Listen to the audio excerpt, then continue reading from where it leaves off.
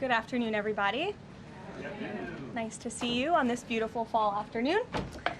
We are now on day 35 of the Democrat government shutdown. The Democrats' obstructionism will break the record for the longest government shutdown in American history tonight. The Democrats are intentionally hurting American families, workers, and businesses with this shutdown to fight for free health care for illegal aliens and to appease their radical left-wing base. And it's a total disgrace. This past weekend, Americans traveling to weddings, funerals, vacations, and meetings faced significant flight disruptions at airports across the country because of staffing shortages. On Sunday alone, more than 5,000 flights traveling to and from U.S. airports were delayed. Since the Democrat shutdown began, 4 times as many staffing shortages have been reported at air traffic control facilities compared to last year. TSA checkpoint wait times ballooned past 3 hours at Houston's George Bush Intercontinental Airport, with some passengers enduring up to 5 hours in line. At nearby William P. Hobby Airport in Texas, security wait times are routinely exceeding 1 hour. More than 13,000 air traffic controllers are continuing to work without pay. Because of the Democrats, these men and women who keep our airspace safe and moving will miss a second paycheck in a row this Friday if Democrats refuse to open the government. Let me be clear to our incredible air traffic controllers across the country. President Trump and Republicans want you to get your paychecks. They want you to be paid. Please call on your Democrat senators and tell them to side with President Trump and Republicans to vote to reopen the government. Our nation's 4 largest airlines, United, Delta, American, and Southwest, have now all endorsed the Republican, nonpartisan, clean funding bill to end the government shutdown. Major unions, collectively representing tens of thousands of pilots, have also joined the airlines in calling on Democrats to pass the clean, nonpartisan CR. The travel industry is also imploring Democrats to end the shutdown and reopen the government. Nearly 500 companies and groups in the travel business, including casinos, hotels, and convention bureaus, signed a public letter warning that America's travel economy has already lost $4 billion due to this Democrat shutdown, and they have called for the Republican CR to be passed, saying Americans expect and deserve a fully functioning federal government during the peak holiday travel season. Never before have we seen private industry and union leadership so unified on the same issue, rallying behind Republicans in such a vocal way. The Democrats have completely lost the plot. They are endangering the safety, prosperity, and livelihoods of millions of Americans. It's well past time Democrats do what they did 13 times under Joe Biden and pass the clean funding bill extension. All we need are 5 Democrat senators to put country over party and vote to end this reckless shutdown. In other news, tomorrow will mark the 1-year anniversary of President Trump's historic election victory, where he won nearly 80 million votes, the popular vote, in all 7 swing states. This was the ultimate poll on November 5th. The president secured a mandate to make America great again, and he has delivered in record time. Never before have we had a president who has kept their promises like President Trump has. I'd like to go over a few of those with you. In less than 10 short months, President Trump signed the largest middle-class tax cut in history, including no tax on tips, overtime, and Social Security to put more money back into the pockets of the American people. The president ended the southern border invasion of the Biden administration, made our border the most secure in history, and he is carrying out the largest mass deportation campaign of illegal aliens in our nation's history to protect our homeland, just as promised. President Trump has aggressively taken on drug cartels by declaring them as foreign terrorist organizations and even blowing up narco-terrorists who have tried to poison the American people with fentanyl and other illegal narcotics. President Trump defeated the Biden inflation crisis, and he continues to implement a pro-growth, America First economic agenda to make America affordable again, and we are seeing the results of that every day. Inflation has remained low and steady, averaging just 2.5% compared to the painful average of 5% under Biden, and we know it was historically higher than that for most of President Biden's term. Meanwhile, real private sector wages are on track to rise by almost $1,500 since President Trump took office, a significant change to the Biden years where private sector wages declined and were being wiped out by inflation. President Trump has ended the reckless war on American energy and unleashed energy dominance, with gas prices now plummeting to their lowest average levels in more than 4 years. President Trump implemented powerful tariffs to rebalance America's trade deals, protect American workers, and returning our country to be a manufacturing superpower once again. As a result, the president has secured trillions and trillions of dollars in private and foreign investments into the United States, which are creating high-paying jobs for the greatest workforce in the world. The president has restored America's place as the leader of the free world through his unwavering peace through strength foreign policy that has already ended 8 wars and counting. And the president ended illegal DEI initiatives in our federal government and is returning our country to a merit-based society based on common sense. President Trump protected opportunities for women and girls to compete safely and fairly by continuing to keep men out of women's sports. Americans have a president who works tirelessly, literally 24/7, to improve their lives and make our country better than it has ever been before. So with that, today we will open it up to questions, and we will start with our independent journalist in our new media seat, Julio Rosas. Julio, please start. Thank you. Thanks, Caroline. So over the weekend in Mexico, a mayor in Michoacan, Carlos Manzo, he was assassinated while celebrating Dia de Muertos with his family. His assassination has sparked a lot of outrage. A lot of Mexicans are very upset. They're blaming President Claudia Sheinbaum for not taking the cartel threat seriously enough. Yesterday, she said that, once again, she's not going to allow any foreign military intervention to take on the cartels on Mexican soil, and that Mexico is not going to pursue a drug war similar to what they've done in the past. So my question is President Trump satisfied with Claudia Sheinbaum's approach to cartels? And if not, has Manzo's assassination kind of opened up some new options for the United States to pursue regarding cartels? Well, first of all, with respect to this specific news item and this alleged assassination that took place in Mexico, I know the Trump administration, we are aware of that, and of course we condemn all political violence anywhere in all forms. As for Claudia Sheinbaum and the president's relationship with her, I think he has a lot of respect for her as president of Mexico, and he also really appreciates the coordination that she has provided to the Trump administration. I can't speak for her and what she's doing internally in her country. I can speak for the president in saying we are continually pushing Mexico to do more to tackle the drug trafficking and the drug cartels within their country, and we are working with them in any way that we can. And the president has obviously used the full range of executive options in his authorities to crack down on drug trafficking at our southern border and to designate these cartels as foreign terrorist organizations and additional actions as well.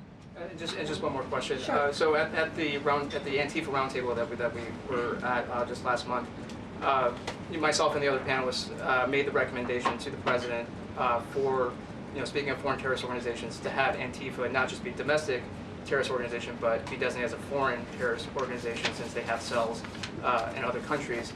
He mentioned to Secretary Rubio, because he was in the room at the time, to look into that. So I just wanted to see if there's an update on that. Sure. That process is most definitely taking place. I don't have any announcements for you on that today, but I can certainly assure you the administration is working on it, and I'll check in on it and get back to you, Julio. It's a good question. Thank you very much. Jackie. Thank you, Caroline. Zoran Mamdani blamed the president for bomb threats and intimidation at polling locations. He said, quote, part of the general approach of the Trump administration has taken to intimidate voters with baseless allegations of voter fraud as a means of trying to repress the voice of Americans across this country. I want to give you a chance to respond to that. Yeah, I saw those comments from Mamdani. I think they are completely irresponsible, and they are based on zero evidence. And I think this is just another example of how the Democrat Party unfortunately stands for nothing. All they stand against is President Donald Trump. And I think it's quite sad to see that we have someone at the top of the ticket on an election day today saying such things about the president when he obviously had absolutely nothing to do with those threats. And on the shutdown, Democrats have been pretty quiet about the president's push for the nuclear option, terminating the filibuster. Is there any concern around here that Democrats might actually want Republicans to get rid of the filibuster so that one day, when they're in power again, the door's already open for them to pack the Supreme Court, give statehood to D.C. and Puerto Rico, make mail-in balloting permanent, those kinds of things? I think the president has been very realistic and strong in his position on the filibuster. He's been very vocal about it. I just spoke to him about it. He feels really strongly about this. Republicans need to play tough and they need to play smart. That's how the president feels. And we know that Democrats, if they are ever given a chance at power again in this city, they will absolutely take away the filibuster from the United States Senate. In fact, you had 49 Democrats who already voted to do this before. The only reason it did not move forward was because you had 2 Democrats who are no longer in office because they were run out of town by the far left radical base of their party. And so President Trump is quite clear on this. He wants to see Republicans move as many good pieces of legislation for our country forward in the next 3 years of his administration as they possibly can. And the filibuster is one means to doing that. You talked to Johnson and Thune about it. I know that they had both voiced some opposition. Have there been any conversations with them? He has. He's made his position to them very clear, both publicly and privately. Ouija. Can you help clear up some confusion about SNAP benefits? Because Sure. the president just posted that they will only be given out when the radical left Democrats open the government and not before. Mm-hmm. But just yesterday, the administration said it would comply with a court order to expend the full amount of SNAP contingency funds by end of business day yesterday. So did the administration distribute that money or defy that court order? No, the administration is fully complying with the court order. I just spoke to the president about it. The recipients of these SNAP benefits need to understand it's going to take some time to receive this money because the Democrats have forced the administration into a very untenable position. We are digging into a contingency fund that is supposed to be for emergencies, catastrophes, for war. And the president does not want to have to tap into this fund in the future, and that's what he was referring to in his Truth Social post. So the Department of Agriculture, as for the latest SNAP payment in the judge's order, put out guidance to states today on how to get that money to the recipients of SNAP. But it's going to take some time. The best way to get the full amount of SNAP benefits to those beneficiaries is for Democrats to reopen the government. So to anyone who is a SNAP beneficiary at home who needs that assistance, and the president was just saying, this is for people who are truly needy, who need food, who need this assistance from the United States government. Democrats are holding it up and making it difficult for the administration to get those payments out the door. So if you are at home and you want your SNAP benefits, call the Democrats and tell them to reopen the government. Blocking that contingency fund for the future if this shutdown lingers on?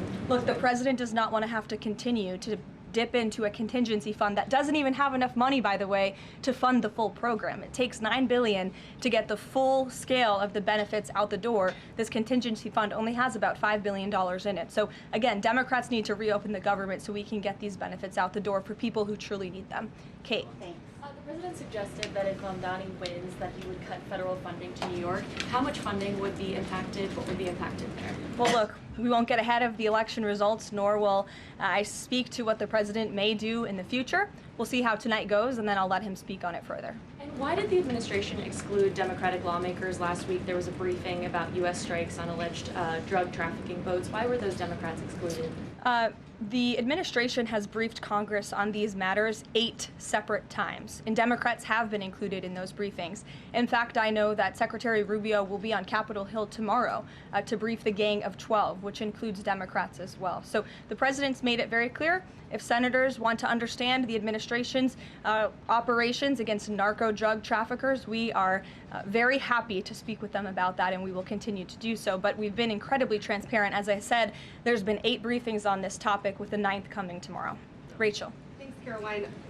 There's been some reporting out there about the possibility of furloughed workers not getting back pay. We know that the president signed that bill into law in his first term. Does the administration guarantee that all furloughed workers will get back pay? This is something we are very much open to discussing with Democrats as part of the discussions about the continuing resolution to keep the government open, and it's something that Republicans are talking with Democrats about right now. I won't get ahead of those negotiations or discussions. That's a possibility that may not happen, even though it's law. I just said Republicans in the White House are very much open to discussing this with Democrats. And then just one last question. As this government shutdown now drags on, about to make history as the longest government shutdown in American history, can you talk about what the president is personally doing to try to see an end to this? He's pushing Republicans to keep voting and to keep opening up the Senate floor to vote for the clean continuing resolution. He had the Senate Majority Leader and the House Caucus Leader, Hakeem Jeffries, here at the White House to talk about this in the very early stages, to give them a chance to come to their senses and avoid this entire government shutdown at the very beginning. And they chose not to. And I think it's been very clear to everyone in this room and to everyone across the country that the Democrats are playing partisan politics with our United States federal government. And all Republicans have wanted to do for the last 35 days is reopen the government. That has been the president's position since day one. It is his position today on day 35. And all we need are 5 common sense Democrats with have a little bit of courage and come to the table and vote with Republicans. I saw Senator John Fetterman on television last night saying that he hopes more folks in his party will step up. And we certainly agree with him on that point. Sure. Karoline, the president posted on True Social that the voting underway in California is, quote, rigged. What evidence does he have of that, and what does it mean that mail-in ballots in that state are under legal and criminal review? By whom and why? And also, in this vein, does the White House still plan to issue an executive order banning mail-in voting, and what legal authority do you have to do that? The White House is working on an executive order to strengthen our elections in this country and to ensure that there cannot be blatant fraud, as we've seen in California with their universal mail-in voting system. It's absolutely true that there's fraud in California's elections. It's just a fact. It is just a fact. They have a universal mail-in voting system, which we know is ripe for fraud. And if you want to deny that, I'm happy to provide you all of the evidence for it. I'd be glad to send that to you after this briefing. Rigged. Fraudulent ballots that are being mailed in the names of other people, in the names of illegal aliens who shouldn't be voting in American elections. There's countless examples, and we'd be happy to provide them. As for executive action the White House is taking, yes, we are looking into that. And like any executive order, of course, any executive order the president signs is within his full executive authority and within the confines of the law. Stephen. Thank you, Caroline. I've got 2 questions I'd like to ask you about New York, but first I'd like to ask you about breaking news from the Attorney General. She revealed just about an hour ago that the Biden Justice Department seized President Trump's official first-term phone and subpoenaed his private phone records. Do you have a reaction to that? And also, do we know if they actually got those private call records? I saw the Attorney General's post on that. For additional questions, I would refer you to the Department of Justice, but I think this is just further evidence of the egregious overreach and weaponization of government that took place under the previous White House against then former President and now President Donald J. Trump. It was a clear effort by the Biden White House and the Biden DOJ to go after the president, and this is just further evidence of that. On New York, we've seen the president's messages that he's put out, but could you describe how he's feeling as a New Yorker watching this election? Well, the president is a New Yorker and he loves New York. It is his home. He talks about that all of the time, and he's made his thoughts on this election quite clear, I think, himself. In the back, yes, go ahead. Thank you. Over the weekend, there were reports. I was going to you in the green, but go ahead and then you can have your question. Thank you. Over the weekend, there were reports that President Trump was due to host President of Syria, Ahmad al-Sharia, on Monday. Do you have any preview for that meeting? Is he expected to invite him to join the U.S.-led anti-ISIS coalition? I can confirm that that meeting will be taking place here at the White House on Monday, and this is part of the president's efforts in diplomacy to meet with anyone around the world in the pursuit of peace. And as you know, when the president was in the Middle East, he made the historic decision to lift sanctions on Syria to give them a real chance at peace. And I think the administration, we've seen good progress on that front under their new leadership. And so he will be here at the White House on Monday, and I'll let the president speak further on it on Monday.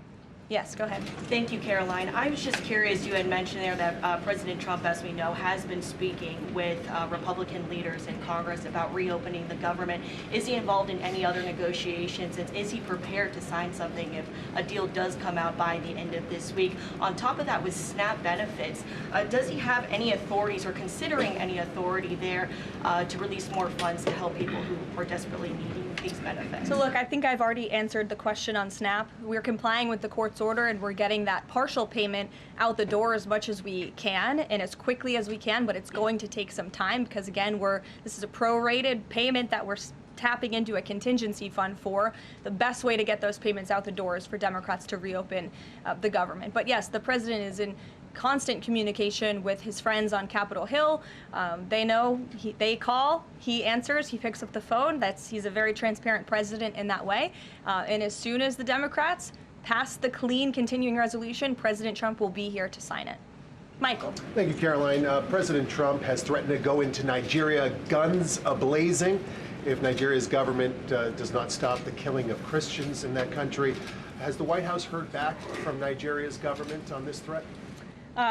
As the president stated, Michael, if the Nigerian government continues to allow the killing of Christians, the United States will immediately stop all aid and assistance to Nigeria and may take action to wipe out the Islamic terrorists who are committing these horrible atrocities, especially against innocent women and children. I don't have any further announcements on that for you today, but I can assure you the President of the United States is watching this situation unfold very closely, as is our Secretary of State, Marco Rubio.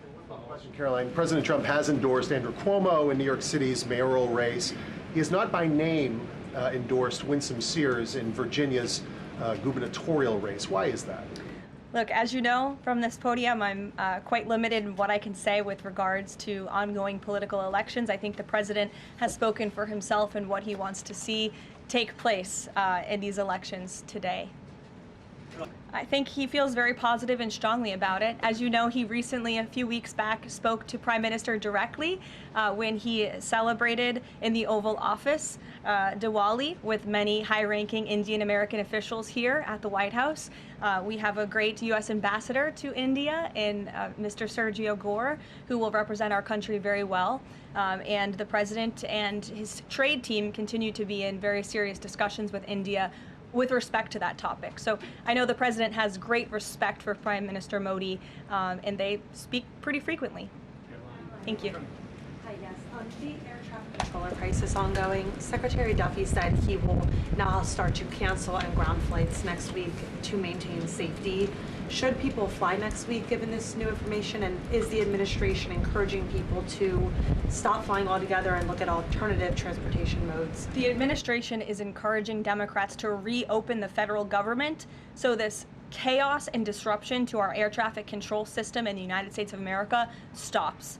It is ridiculous that we have even gotten to this place and that the Democrats have continued to shut down the government with 35 days, our air traffic controllers continuing to work unpaid, every single major airline in our country coming out and begging the Democrats to please reopen the government. And you had a Democrat staffer who was quoted, I believe in Politico a few weeks back, saying, short of planes falling out of the sky, we are not going to reopen the government.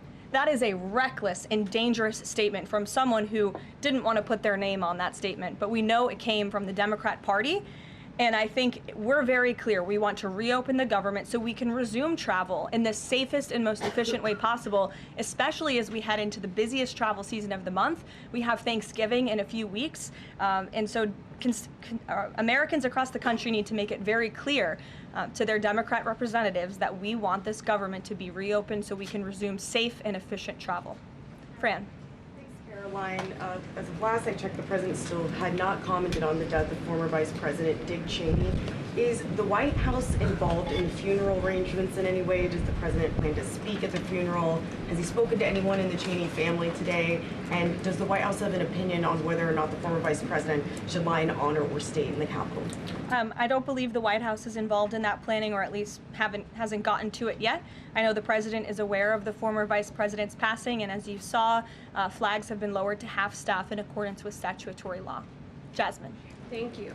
Back on the question of the filibuster, how much political capital is President Trump willing to expend to get Republicans to do what he's asking? I mean, will we see him at the Hill? Will he be calling folks over here? What exactly is President Trump planning to do outside of these true socials and maybe some of these private conversations to get Republicans to fall in line? Look, I think you'll see. I think you'll see the president continue to engage very strongly and consistently with his friends on Capitol Hill. I don't have any meetings to read out for you at this time, but I think you should stay tuned and keep your eyes on Truth Social on this matter. The president's making his position on it quite clear. And again, he is right. Republicans need to play tough. We know that this is what the Democrats will do if they are ever given the keys to power again. And he wants to pass as many good pieces of legislation as we possibly can for our country and for our people. That includes election integrity reforms. It includes additional tax policy. It includes, fixing our immigration system further in ways that only Congress can. And the president fears with a Democrat Party that is so radical and opposes everything he does and everything he says, this is the only option for Republicans to move forward. Karen. In a second question, President Trump said to CBS in the 60 Minutes interview that he did not know the Binance founder, which he pardoned. What exactly did he mean for that? I know it caused. He means he does not know him personally. He means he does not have a personal relationship with this individual. And when it comes to pardons, the White House takes them with the utmost seriousness, and the president understands the responsibility that he has as president to issue clemency and issue pardons to individuals who are seeking that. That's why we have a very thorough review process here that moves with the Department of Justice and the White House counsel's office. There's a whole team of qualified lawyers who look at every single pardon request that ultimately make their way up to the President of the United States. He's the ultimate final decision maker. And he was very clear when he came into office that he was most interested in looking at pardoning individuals who were abused and used by the Biden Department of Justice and were over-prosecuted by a weaponized DOJ. And the individual you're referring to, that was certainly the case. Even the judge in his case said that the sentencing that the Biden administration was asking for was egregious and went too far. And so the president is correcting that wrong, and he has officially ended the Biden administration's war on the cryptocurrency industry, and I think that's the message he sent with this pardon. Karen, yes. Back on the issue of back pay for furloughed workers, you said that the White House is open to discussing that with Democrats, but what would that discussion even be? There was a law, the president signed it in 2019.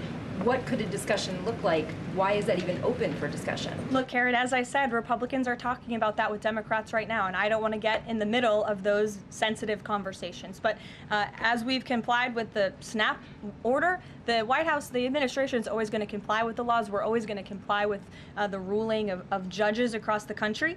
But the Republicans are discussing this matter with Democrats right now. Why would there even be a consideration of not paying those workers? Tom Dempsey with News Nation. Big day in the Supreme Court tomorrow with President Trump's tariff policy facing a legal challenge. What's at stake with that case? And if the Supreme Court rules against the Trump administration, what is Plan B for trade policy? I'll tell you, the White House is always preparing for Plan B. It would be imprudent of the president's advisors not to prepare for such a situation. With that said, we are 100% confident in the president and his team's legal argument in the merits of the law in this case, and we remain optimistic that the Supreme Court is going to do the right thing. The importance of this case cannot be overstated. The president must have the emergency authority to utilize tariffs. Look at what President Trump has been able to do with the leverage and the power of tariffs. He's been able to sign peace deals all over the world and end global conflicts and literally save lives. He's been able to bring in trillions of dollars of investments into our country. In fact, this year alone, we are going to cut the deficit by $600 billion, namely because of the president's effective use of tariffs. And the president strongly believes that economic security is a matter of national security, and tariffs have a lot to do with that. And this case is not just about President Trump. It's about the use of this emergency authorization for tariffs for future presidents and administrations to come, and we're confident and hopeful that the Supreme Court will do the right thing. Kristen. Why did President Trump get an MRI during his recent visit to Wall Street? Look, as President Trump said, he would inquire with the physicians. I'll check back on that. But as the physical itself stated, Kristen, and as you all know, because you are all witness to it, every single day the president is in optimal physical health. This was a follow-up appointment, and we provided a detailed readout of that physical. I'm happy to give it to you again, and I can inquire further. With all due respect, an MRI is a very specific procedure. It's done on a part of the body looking for something specific, so it's not generally part of any kind of routine checkup. And in addition, President Trump has said that he wants to be transparent. He told us to ask the doctors, which we have and have not heard back. Why don't we have more information on this? As I said, I'll check back for you. Go ahead. Caroline, can you update us on the mediation efforts this administration is leading in Sudan, trying to achieve a ceasefire there? Sure, yes. The United States is actively engaged in efforts to bring about a peaceful resolution to the terrible conflict in Sudan. We remain committed to working with our international partners, including Quad members, Egypt, Saudi Arabia, the UAE, as well as others, to lead a negotiated peace process that addresses both the immediate humanitarian crisis and the longer-term political challenges. I actually spoke with Secretary Rubio about this morning, as of course there's been, kind of an uptick in recent reporting on the matter, and he assured me that the administration is very much engaged. We're in pretty frequent communication with those Arab partners that I just mentioned, and we want to see this conflict come to a peaceful end, just as we have with so many others, but the reality is it's a very complicated situation on the ground right now. Yes. Hi, yes. Just trying to go back into the subject of Mexico. Is the Trump administration planning to send U.S. troops to Mexico to combat drug cartels, as reported by other outlets? That's not something I would confirm from this podium if it were happening, so I will not comment on that. Eamon. Thank you, Caroline. Why did the president decide not to go to the Supreme Court tomorrow? He'd indicated earlier that he might want to go and attend in person. Yeah. Now he's saying he's not going to go. Why? The president did have an interest in attending the Supreme Court hearing tomorrow, as I just expressed how important it is to him, the administration, and the country, this case. But he is traveling to Miami tomorrow, as you all know, to give an economic address with the mayor of Miami and many global business leaders to talk about his historic success with the economy over the past 10 months and talk about sort of where we are headed as a country in terms of our economy. So he'll be traveling tomorrow on the road in Miami. That's why he won't be here, but Secretary Scott Bessent will be in attendance at the hearing tomorrow at the request of the president. He has said that he doesn't want to export the high-end NVIDIA chips to China, correct. but the Wall Street Journal reported yesterday that there was some question about whether the president would raise this as a possible concession with the Chinese side during his meeting with Xi Jinping. So does the White House consider NVIDIA chip exports to China to be a closed issue right now, or is this an ongoing negotiation between the United States, China, and NVIDIA at this point? The president has made his position on this very clear, both to the Chinese and also to all of you. He's answered this question directly. As for the most advanced chips, the Blackwell chip, that's not something we're interested in selling to China at this time. Annie. Does the president think that the results of the Virginia or New Jersey gubernatorial races tomorrow, or statewide races tomorrow, will in any way reflect a voter sentiment towards his administration? Look, Annie, I'm not at liberty to talk about the election results, and I certainly won't get ahead of them. I'm not going to engage in hypotheticals that may or may not happen tonight. We'll have to watch and see. And I'm sure you'll hear directly from the president tomorrow on that point. Quickly on Snap, just really quickly, is there anything that prompted the president's tweet this morning? Because it did seem quite different from some of his other communications about Snap. It seemed a little bit out of the left field. I'm just wondering if he had a conversation or if there's anything you're aware of that caused him to decide to, at around 11 o'clock, to send out that message. Look, the president is constantly well read on the news, as you know, and he is very much aware we are in day 35 of a government shutdown in which these SNAP benefits, we're pushing them out the door. USDA put out that guidance to the states this morning. The president was aware of that, and he wants to make it very clear that these benefits are in jeopardy because of the Democrats, and they should just open the government so that we can continue getting these funds out the door in an easier and more efficient way. There's some new reporting that just dropped a few minutes ago that the Trump administration is negotiating with the makers of Ozempic to sell some weight loss drugs for $149 a month. That's according to the Wall Street Journal. Do you have any more information on that? Can you confirm that? I think the president has said himself in previous Most Favored Nations announcements that this is something that the administration has been engaged in and looking into. I won't get ahead of the president on any future announcements, but I will echo his strong commitment to bringing down drug prices in this country. And you've heard it directly from Secretary Kennedy and Dr. Marty McCary and his entire Health and Human Services team, how committed the president is to bringing down the cost of drugs, and we're working with pharmaceutical companies to do that every day. Very quickly, Caroline, on SNAP. I know it's been asked, and I know we just asked it, but I want to put a fine point on it. You talked about the president's post here, and he wrote that SNAP benefits will only be given when radical left Democrats open up the government. I understand your previous answers, but as written, how would that not violate a court order as it's written? I've now answered this question several times, Gabe. We are complying with the court's order. We are getting the payments out the door as quickly as we can. USDA sent the guidance to the state. The president is referring to future SNAP payments. He does not want to have to keep tapping in to an emergency fund and depleting it. In the case of a catastrophe in this country, he wants to have those funds preserved, as they should be. And he's made it very clear Democrats should reopen the government. I have one final positive note for all of you. I told you I would keep you posted when the White House would resume public tours. Well, I'm pleased to announce the Office of the First Lady has reopened the doors for public tours on Tuesday, December 2nd. There will be an updated route, of course, for guests in light of the ballroom construction that's taking place, but we very much look forward to celebrating the holiday season. And the public and members of Congress and anyone who wants to come visit the First Lady's beautiful decorations is welcome to go to whitehouse.gov/visit to sign up for a tour. Thanks, guys. We'll see you tomorrow.